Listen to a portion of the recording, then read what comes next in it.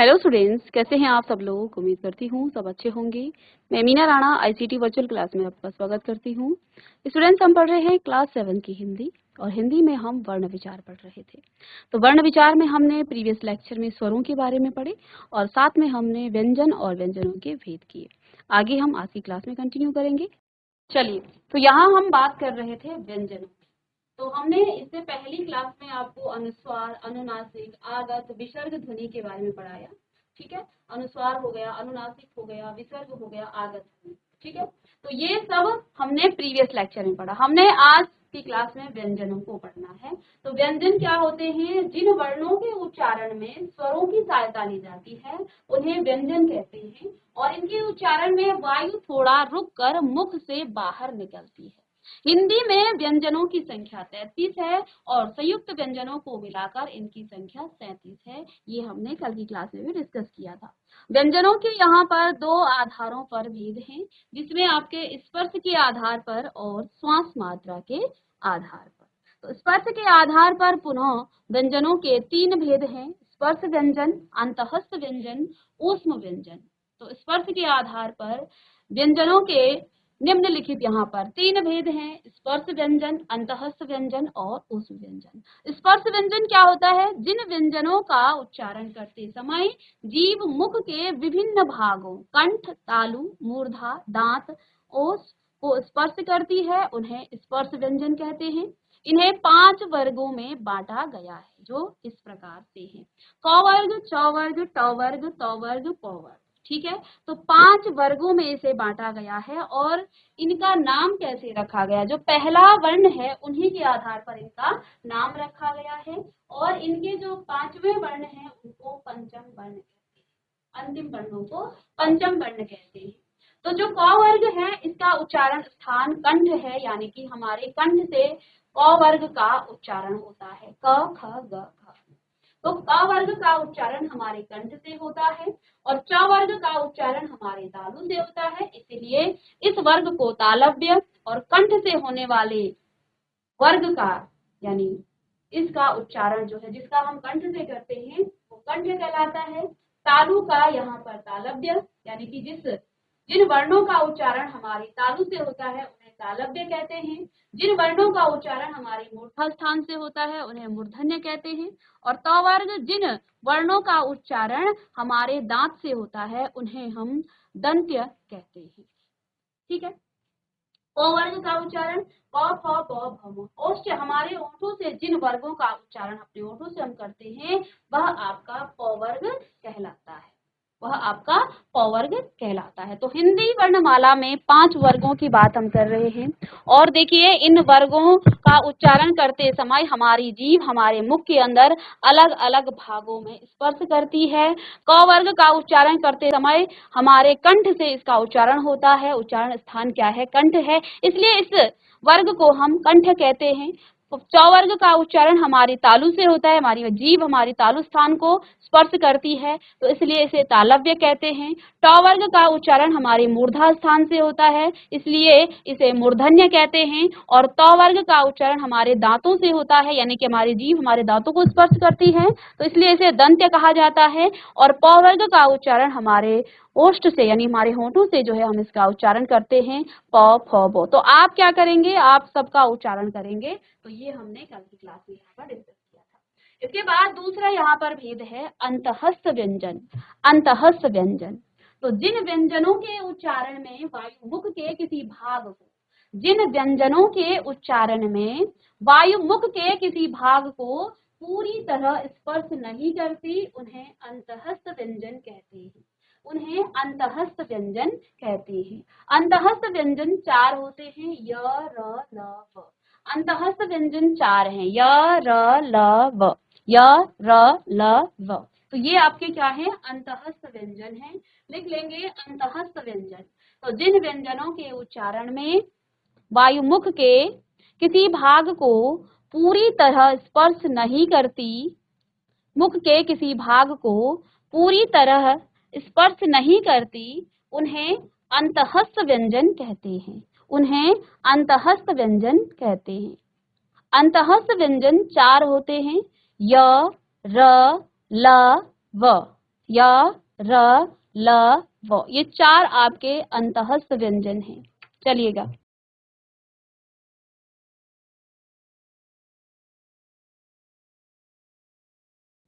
अंतःस्थ व्यंजन के बाद आपका आ जाता है ऊष्म व्यंजन। नेक्स्ट आपका है ऊष्म व्यंजन। ऊष्म का अर्थ है गर्म। ऊष्म का अर्थ क्या है? गर्म। जिन व्यंजनों के उच्चारण में वायुमुख के विभिन्न भागों से, जिन व्यंजनों के उच्चारण में, जिन व्यंजनों के उच्चारण में वायुमुख के विभिन्न भागों से रगड़ खाकर ऊष्मा या गर्मी पैदा करती है, ऊष्मा या गर्मी पैदा करती है, उन्हें उन्हें ऊष्म व्यंजन कहते हैं। उन्हें ऊष्म व्यंजन कहते हैं। ऊष्म व्यंजन 4 होते हैं। ऊष्म व्यंजन 4 होते हैं, श, श, श और ह। तो तालव्य स, मूर्धन्य स और दंत्य स, ये 4 प्रकार, जो 3 जो ये स हैं, इनमें अंतर क्या है? इस स को कहा जाता है तालव्य स। इसे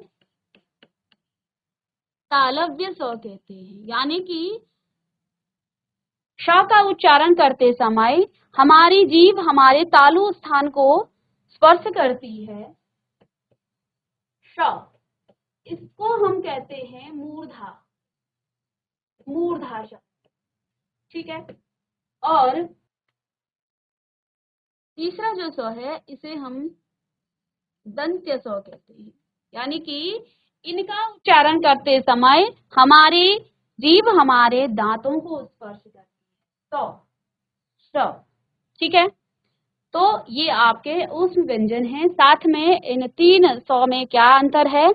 तीनों के उच्चारण स्थान में फर्क है, यानी कि अंतर है। अलग अलग स्थानों पर ये उच्चारण इनका किया जाता है। ठीक है।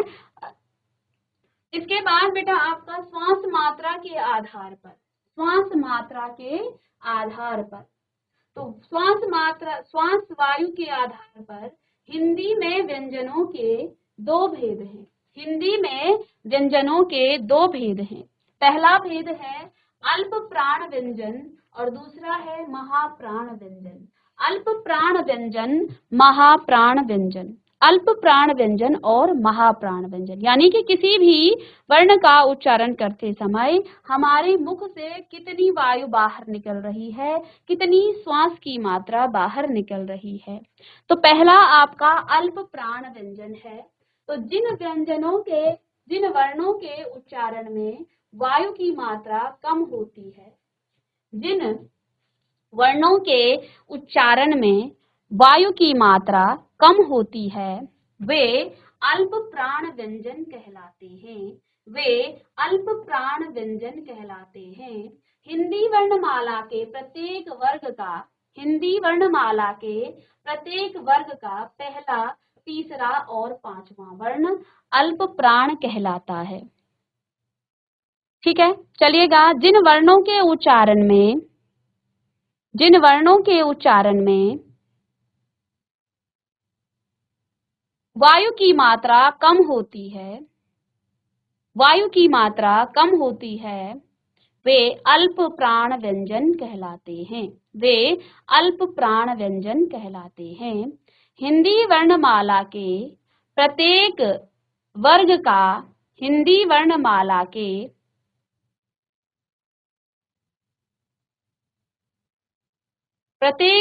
का पहला, तीसरा और 5वां वर्ण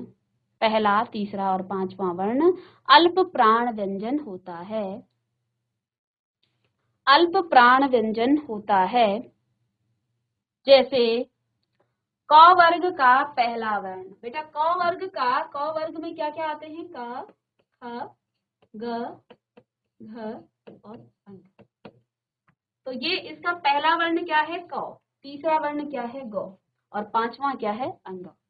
तो ये आपके अल्प प्राण, जब आप इनका उच्चारण करते हो क ख, क ख, क ख, तो देखो आपने जब क का उच्चारण किया, महसूस करेंगे आप क का उच्चारण करते समय आपकी मुख से वायु की मात्रा कम निकलेगी। क, ख, क, ख, च, छ, च, छ, च, छ। ठीक है, तो इसमें च, क, त, त, प, इनमें कम वायु मात्रा निकलती है, वायु की मात्रा कम निकलती है इनके उच्चारण में। ठीक है, तो च वर्ग का पहला वर्ण है च, तीसरा वर्ण है ज और पांचवा वर्ण है यो। ट वर्ग का पहला वर्ण है ट, तीसरा वर्ण है ड और पांचवा वर्ण है ण। इसी प्रकार त वर्ग का पहला वर्ण त, तीसरा वर्ण द और पांचवा वर्ण न। प वर्ग का पहला वर्ण प, तीसरा वर्ण ब और पांचवा वर्ण म है। ठीक है,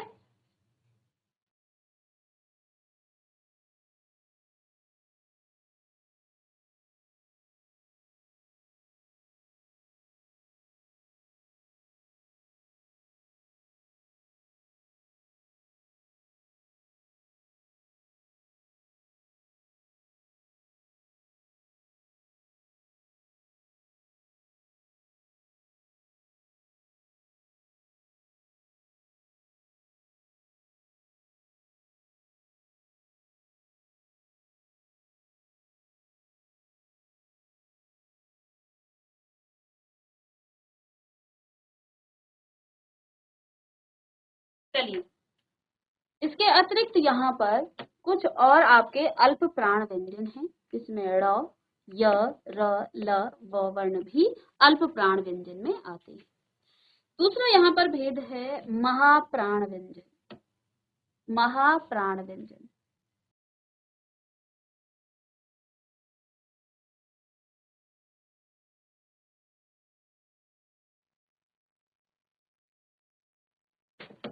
चलिए,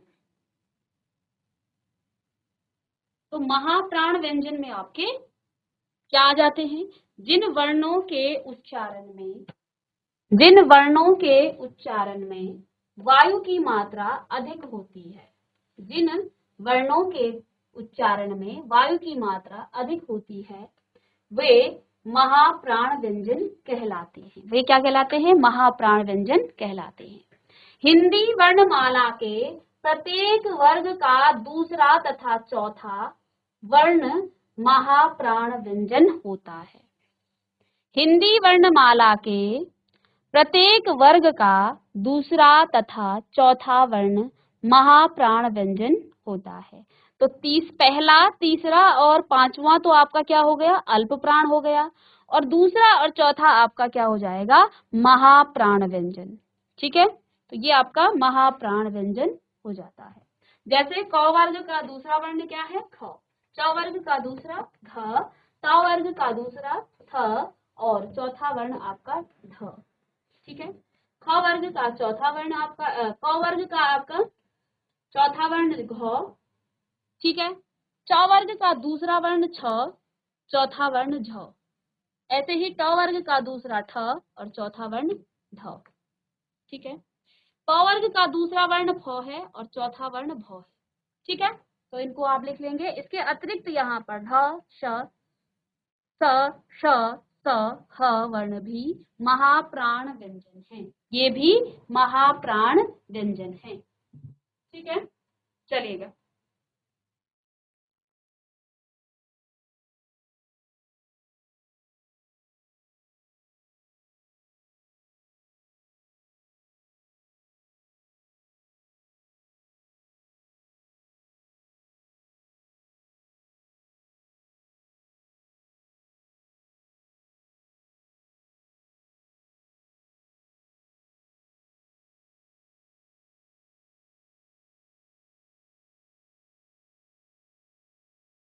तो यहाँ हम संयुक्त व्यंजन की बात कर रहे हैं। हमने हिंदी वर्णमाला में 11 स्वरों के बारे में पढ़ा, 2 अयोग वाह के बारे में पढ़ा, जिसमें अनुनासिक, अनुस्वार, विसर्ग, आगत ध्वनि। ठीक है, ये सारी चीजें हमने पढ़ी। फिर हमने वर्णों के 2 भेद किए, स्वर और व्यंजन। तो स्वरों को आपने पढ़ा, व्यंजनों को आपने पढ़ा। व्यंजनों के भी आपने 2 आधार पर यहाँ पर भेद किए हैं, जिसमें स्पर्श के आधार पर किया और श्वास मात्रा के आधार पर। तो हमने यहाँ पर श्वास मात्रा के आधार पर 2 भेद पढ़े हैं, अल्प प्राण व्यंजन और महाप्राण व्यंजन। तो हिंदी वर्णमाला में जो आपके 5 वर्ग हैं, इन 5 वर्गों के प्रथम तृतीय और जो पंचम जो वर्ण है उनको हम अल्प प्राण कहते हैं। द्वितीय और चौथे यानी दूसरे और चौथे वर्ण को हम क्या कहते हैं, महाप्राण व्यंजन कहते हैं। अब देखिए यहाँ पर संयुक्त व्यंजन आ जाता है, यहाँ पर आ जाता है संयुक्त व्यंजन। तो संयुक्त व्यंजन देखिए बेटा, दो भिन्न व्यंजनों के परस्पर मेल से बने व्यंजन संयुक्त व्यंजन कहलाते हैं। ठीक है, दो भिन्न व्यंजनों के परस्पर मेल से बने संयुक्त व्यंजन क्या कहलाते हैं, जो बड़े व्यंजन होते हैं वो संयुक्त व्यंजन कहलाते हैं। संयुक्त व्यंजन मुख्य रूप से चार होते हैं, जिसमें अक्ष, त्र, ज्ञ और श्र। हमने इंट्रोडक्शन में भी पढ़ा था कि हिंदी वर्णमाला में चार संयुक्त व्यंजन होते हैं। अब ये संयुक्त व्यंजन क्या है, क्यों इनको संयुक्त व्यंजन कहा जाता है, क्योंकि ये दो भिन्न व्यंजनों के परस्पर मेल से बने व्यंजन हैं। दो भिन्न व्यंजनों के परस्पर मेल से बने व्यंजन संयुक्त व्यंजन कहलाते हैं। तो ये दो भिन्न भिन्न व्यंजनों से मिलकर बने होते हैं। जैसे क आपका स्वर रहित है और जो ये मूर्धन्य स है ये आपका स्वर सहित है। इन दोनों के मेल से बनता है अक्ष। क आपका स्वर रहित है और र आपका स्वर सहित है, तो ये आपका त्र बना। ठीक है, ज आपका स्वर रहित है और यो आपका स्वर सहित है, तो ये आपका क्या बन गया, ज्ञ बन गया। ठीक है, तो यज्ञ, ज्ञान, विज्ञान ये आपके कुछ शब्द हैं जो ज्ञ से बने हुए हैं। ऐसे ही यक्ष, दक्ष, तथक्ष ये आपके अक्षर से बने हुए। पत्र, मित्र, चित्र ये आपके त्र से बने हुए शब्द। ठीक है, और अक्षर जो श्र है वो आपका तालव्य स जो कि स्वर रहित है और र के मेल से बना है। तो स्वर रहित तालव्य स और र के मेल से श्र बनता है, जैसे श्रम। संयुक्त व्यंजन में पहला व्यंजन स्वर रहित और दूसरा व्यंजन स्वर सहित होता है। तो आप देख पा रहे हैं जिस भी दो व्यंजनों के मेल से ये बने हुए हैं, तो पहले व्यंजन को आप देखिए सब में स्वर रहित हैं, सब में स्वर रहित हैं और दूसरे में आपके स्वर सहित हैं। ठीक है, स्वर रहित और स्वर सहित हैं, स्वर रहित और स्वर सहित है। समझ गए? तो पहला आपका स्वर रहित और दूसरा आपका स्वर सहित व्यंजन है। तो दो व्यंजनों के परस्पर मेल से बने व्यंजन को हम संयुक्त व्यंजन कहते हैं, जिसमें पहला व्यंजन बेटा आपका स्वर रहित होता है और दूसरा आपका स्वर सहित होता है। तो स्वर रहित का और मूर्धन्य स से मिलकर अक्षर, स्वर रहित त और स्वर सहित र के मेल से आपका त्र और ज और यो के मेल से आपका ज्ञ बनता है, जिसमें ज आपका स्वर रहित है और तालव्य स और र के मेल से श बनता है। तो ये आपके चार संयुक्त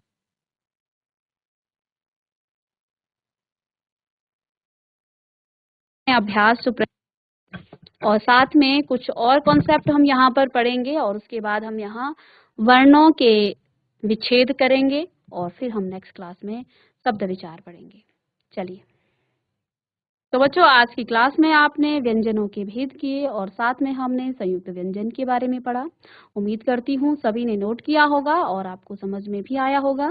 तो मिलते हैं नेक्स्ट लेक्चर में, तब तक के लिए thank you and have a nice day.